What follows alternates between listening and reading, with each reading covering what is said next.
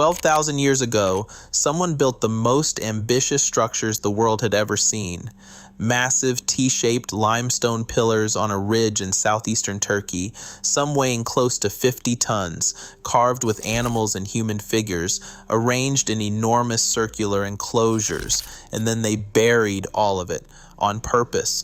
They hauled thousands of tons of rubble and packed it into every enclosure until the tallest pillars disappeared under the earth.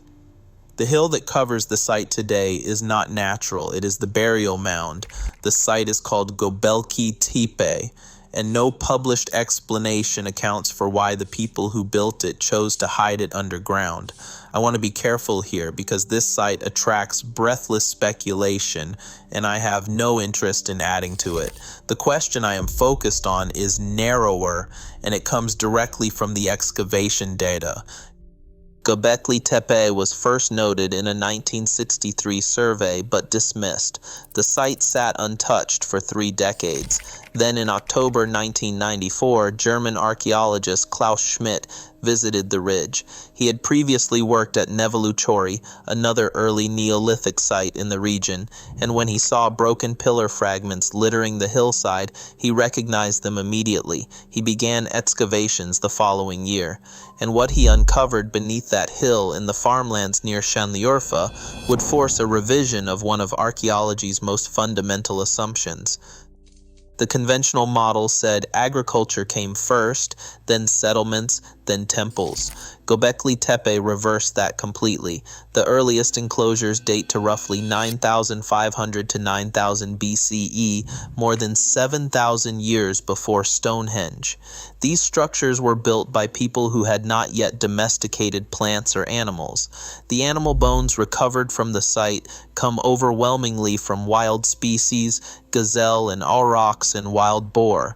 And yet these hunter-gatherers organized themselves to quarry limestone pillars from the adjacent plateau, transport them to the hilltop, carve them with sophisticated relief imagery, and erect them in precisely designed circular formations. Geophysical surveys have confirmed at least 20 enclosures exist beneath the mound.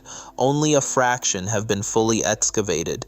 The largest, enclosure D, measures roughly 20 meters across and contains 13 pillars, with 2 central pillars standing 5.5 meters tall. So we are not dealing with a random collection of stone circles. We are looking at a coordinated architectural project designed as a unified complex by people who should not have been capable of it.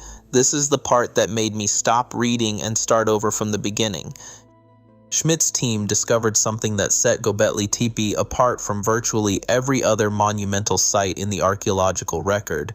Every single Layer 3 enclosure, the oldest and most impressive structures on the site, had been deliberately backfilled. The fill material has been extensively analyzed. Fist-sized limestone cobbles from the same quarries where the pillars were cut, mixed with animal bones, flint tools, and stone artifacts. Cross-sections through enclosure D show rapid filling from the margins toward the center. The buildings were cleaned before the filling began. If roofs existed, they were dismantled first because excavators found absolutely no trace of roofing material. Sculptures appear to have been deliberately deposited within the fill, particularly near the central pillars. Human skull fragments, some with evidence of carving and drilling, were placed inside the filling, concentrated around the most significant pillars. This was not erosion. It was not gradual accumulation over centuries of abandonment.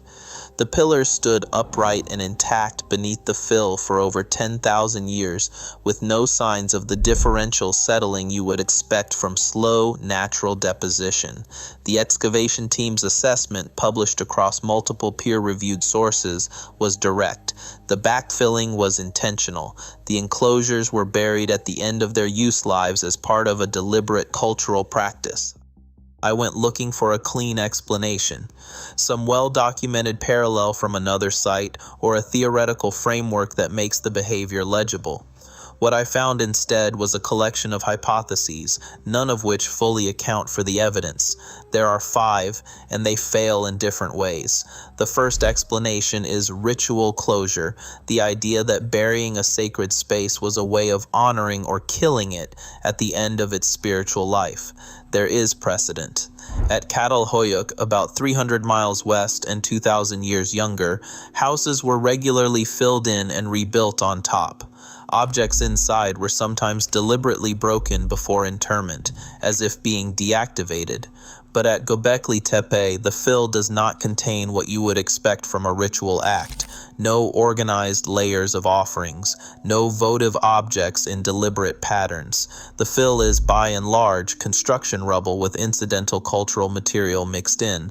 Ritual closure fits as a concept. But when you look at what is actually in the fill, the evidence thins out fast. The second theory is cultural transition. The latest construction phases overlap with the emergence of farming in the region around 8000 BCE. The argument is that as agriculture took hold, the old gathering places lost their relevance. Fine, but that explains the abandonment, not the burial. Those are very different things.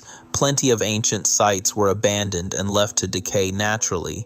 The deliberate act of hauling thousands of tons of fill material to cover the structures requires its own explanation. You do not move 10,000 baskets of rubble because you stopped caring. The third theory is desanctification. In many religious traditions, sacred spaces that fall out of use must be neutralized to prevent accidental sacrilege. The parallel at Göbekli Tepe would be that the enclosures were considered so spiritually charged that walking away was not an option. They had to be sealed. Interesting idea? Zero evidence for it. We have no textual records, no inscriptions, no oral traditions that survive from this period. The parallel with later desanctification practices requires projecting beliefs backward across 10,000 years of cultural discontinuity. The fourth theory is preservation. Maybe they buried the enclosures to protect them for future generations. And in a purely practical sense, it worked. The burial is the reason the carving survived in near-perfect condition for 12 millennia. But the idea that pre-agricultural hunter-gatherers were thinking in terms of long-term heritage preservation, deliberately entombing structures so future people could find them, requires attributing a very modern concept to a culture that left us no written explanation of their intentions. But the most recent research challenges the entire deliberate burial narrative. Work published in 2024 by archaeologist Moritz Kinzel and the German Archaeological Institute suggests multiple factors contributed, including natural collapse, erosion, and seismic activity along the East Anatolian Fault. The problem is, even this newer research does not fully dismiss intentional backfilling. The cleaned floors, the sculptures placed near central pillars, the rapid filling pattern from margins to center, none of that maps cleanly onto natural collapse. The picture is more complicated than Schmidt assumed, not simpler, which honestly makes the question harder to answer, not easier.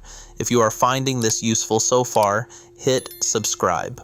I cover anomalous, natural, and archaeological phenomena weekly, and the next part of this one is the detail that keeps me up at night. And if you are still watching, there is one more piece of this that I cannot get past. Pillar 43. This is one pillar in enclosure D, the largest and best preserved circular structure at the site. Its entire western face is covered edge to edge in carved relief imagery, more densely packed than any other surface at the site. A large vulture with outstretched wings carrying or holding a circular disc. A headless human figure with an emphasized phallus.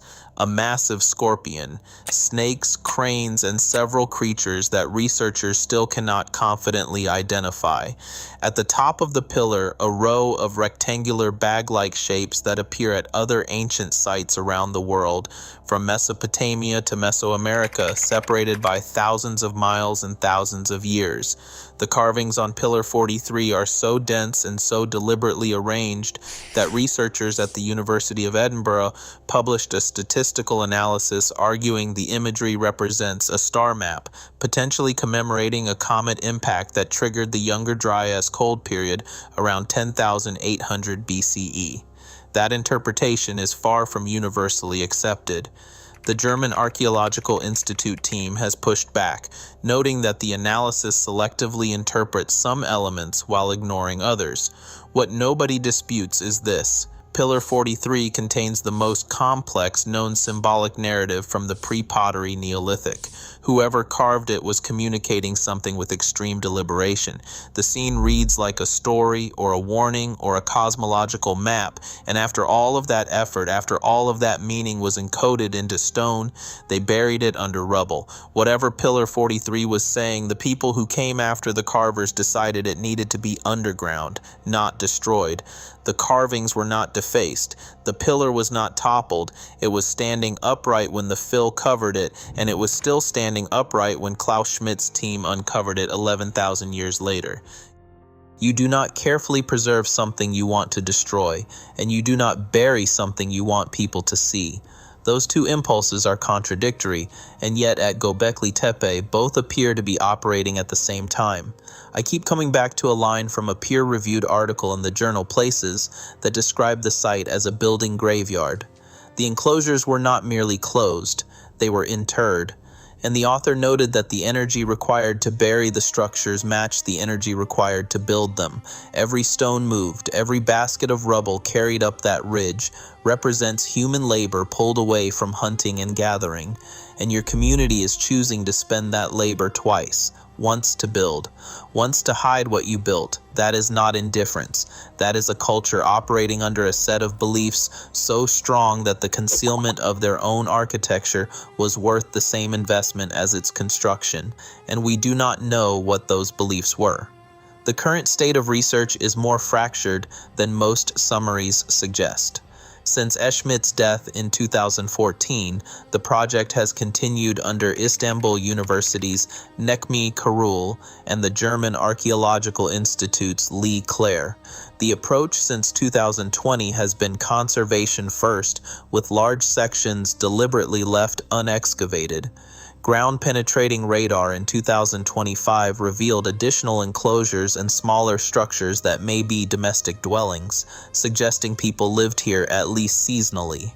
Schmidt's original interpretation of a pure ritual site with no residents is losing ground.